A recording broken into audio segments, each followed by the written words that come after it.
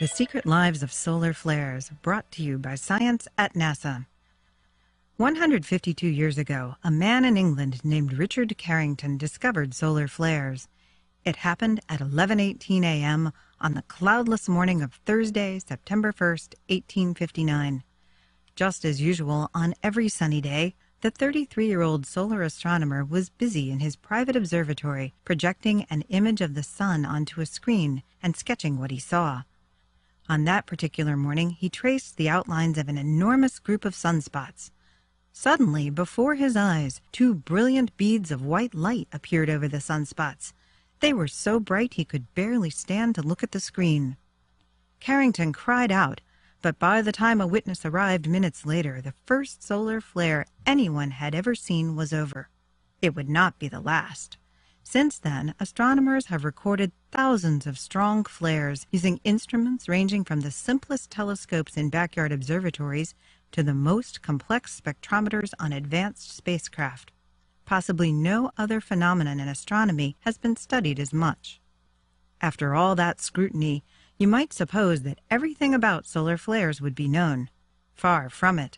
Last week, researchers announced that solar flares have been keeping a secret. And it's a big one.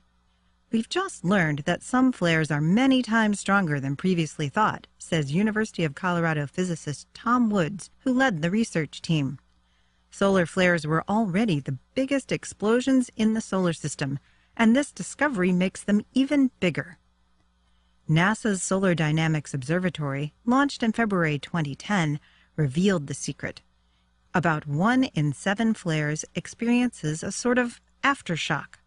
90 minutes or so after the flare dies down, it springs to life again, producing an extra surge of extreme ultraviolet radiation. We call it the late phase flare, says Woods. The energy in the late phase can exceed the energy of the primary flare by as much as a factor of 4. The extra energy has a big effect on Earth. Extreme ultraviolet wavelengths are particularly good at heating and ionizing Earth's upper atmosphere. When our planet's atmosphere is heated by extreme UV radiation, it puffs up, accelerating the decay of low-orbiting satellites. Furthermore, the ionizing action of extreme UV can bend radio signals and disrupt the normal operation of GPS. SDO was able to make the discovery because of its unique ability to monitor the sun's extreme UV output in high resolution, 24 hours a day, 7 days a week.